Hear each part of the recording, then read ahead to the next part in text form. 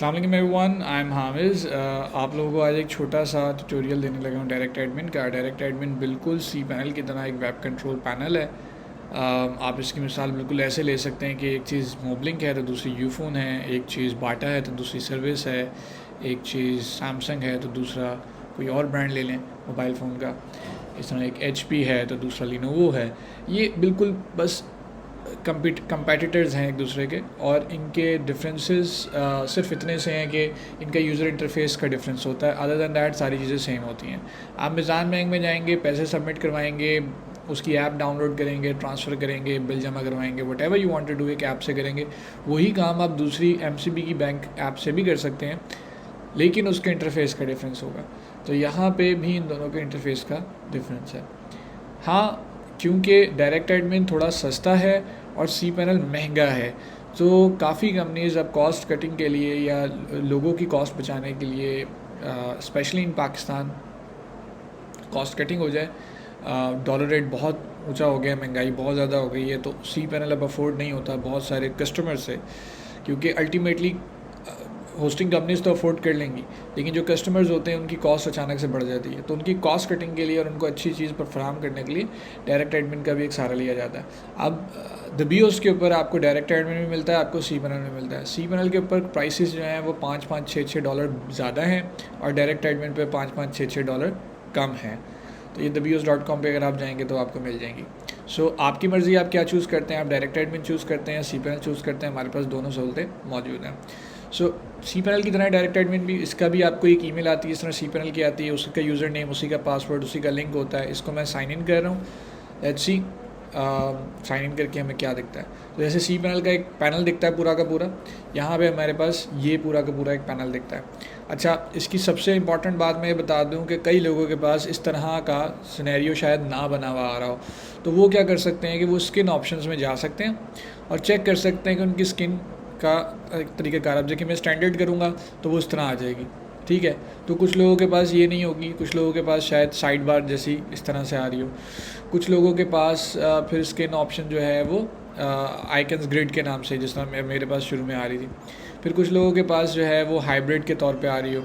फिर कुछ लोगों के पास जो स्किन ऑप्शन है वो ज़रा और डिफरेंट आ रही हो, that could be refresh something like this. ठीक हो गया जी, ये इस तरह के आ रही हो, तो इस तरह से भी आ सकती है। सो अगर अब ये आ गई तो अब इसके स्किन ऑप्शन को चेंज करना है मुझे, तो अब मुझे समझ ही नहीं आ रहा भाई कहाँ जाके करूँ। तो मैं देखूँगा, आइकन्स वगैरह को सर्च कर लूँगा, शायद मुझे वहाँ पे मेरे मुताबिक जो चीज़ है वो मिल जाए। सो अब इसकी ऑप्शन को चेंज करना है हमने, और ये आगे उसकी स्किन ऑप्शन, और उसको मैंने कर दिया आइकन्स ग्रिड। सबसे बेहतर जो है वो आइकन्स ग्रिड ही रहता है। इसको डैशबोर्ड पे ले जाते हैं वापसी, ये रहता है। अब इसमें अगेन उसी तरीके से, जिस तरह ईमेल अकाउंट्स है सी पैनल के अंदर, वहाँ यहाँ पे भी वही है। अगेन इसके अंदर डोमेन का सेटअप कोई भी करना है तो आप वहाँ पे जा सकते हैं। SSL सर्टिफिकेट, DNS मैनेजमेंट, सारी चीज़ें यहाँ पे लिखी हुई हैं। फाइल मैनेजर आपके पास बना हुआ है, राइट। और सॉफ्टेक्युलस इंस्टॉलर यहाँ पे है, राइट। PHP एडमिन यहाँ पे, वर्डप्रेस की ऐप यहाँ पे है। सो आपकी मर्ज़ी, आप जो मर्ज़ी करना चाहें यहाँ पे कर सकते हैं, बिल्कुल उसी तरीके से जिस तरीके से आप बाकी सी पैनल के ऊपर कर सकते हैं। सो इसमें सबसे पहली चीज़ तो मैं आपको दिखा दूँ कि अगर आप लोगों को वर्डप्रेस इंस्टॉल करना है तो आप सॉफ्टेक्युलस पे भी जा सकते हो, डायरेक्टली वर्डप्रेस पे भी जा सकते हो। जैसे ही आप जाओगे, ये ऐप वही है, इंस्टॉल के बटन पे क्लिक करेंगे, सब कुछ वैसे ही है। डायरेक्टरी के अंदर आपने कुछ नहीं लिखना है, छोटी मोटी सी हल्की सी चेंजेस हैं, and then install.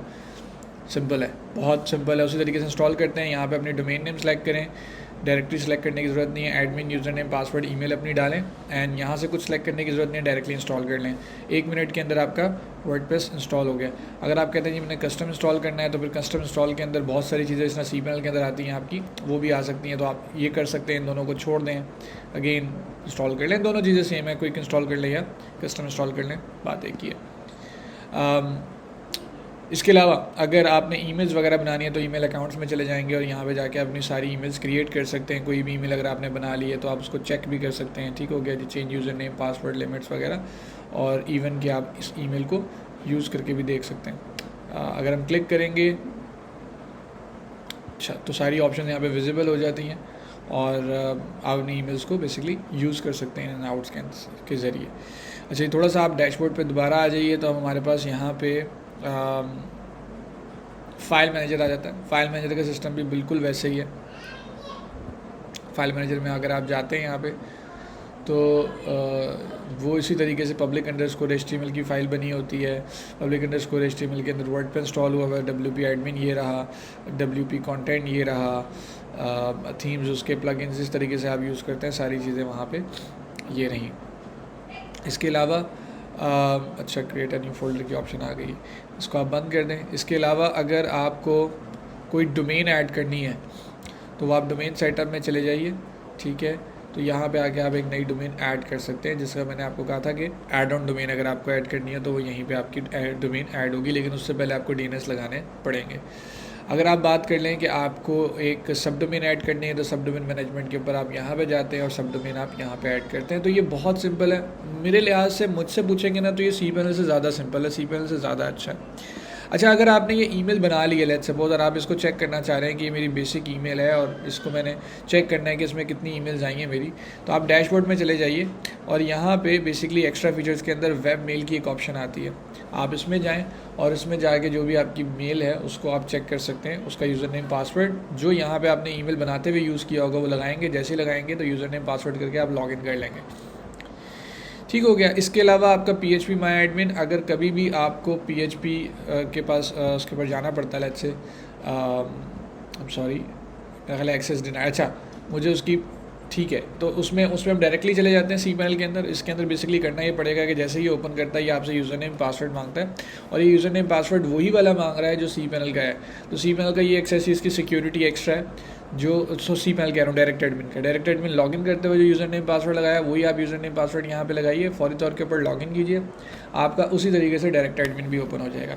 So this is very simple and very easy to use. मतलब मैं ये समझता हूँ कि आपकी कॉस्ट कम हो जाती है और चीज़ें वही रहती हैं, सब कुछ वही रहता है, मसला ही कोई नहीं है, बल्कि ये ज़्यादा आसान है। मुझे ये ज़्यादा अच्छा लगता है, मुझे ये ज़्यादा बेहतर लगता है। उसकी रीज़न ये है कि ये cPanel से ज़्यादा यूज़र फ्रेंडली है इन माई ओपिनियन, यस, सही है। तो ये बेसिकली चल रहा है यहाँ पे, दैट्स इट। ये इसके अलावा अगर आपका कोई सवाल होता है, कोई इशू होता है, तो आप इस पोस्ट के नीचे भी कर सकते हैं, सॉरी वीडियो के नीचे कमेंट कर सकते हैं, पूछ सकते हैं, या आप thebehost.com पे जा सकते हैं और वहाँ पे लाइव चैट पर रब्ता कर सकते हैं, हमारी सपोर्ट से रब्ता कर सकते हैं। द बी होस्ट के फेसबुक और इंस्टाग्राम के चैनल्स के ऊपर भी हमसे रब्ता कर सकते हैं। Thank you so very much. अगर आपका कोई क्वेश्चन होता है, कोई भी मामला होते हैं, तो वी आर लुकिंग फॉरवर्ड, और हम चाहते हैं कि आप लोग भी डायरेक्ट एडमिन को एक दफ़ा ट्राई करके देखें, कॉस्ट भी आपकी बचेगी और ये ईजी टू यूज़ भी है। Thank you so very much.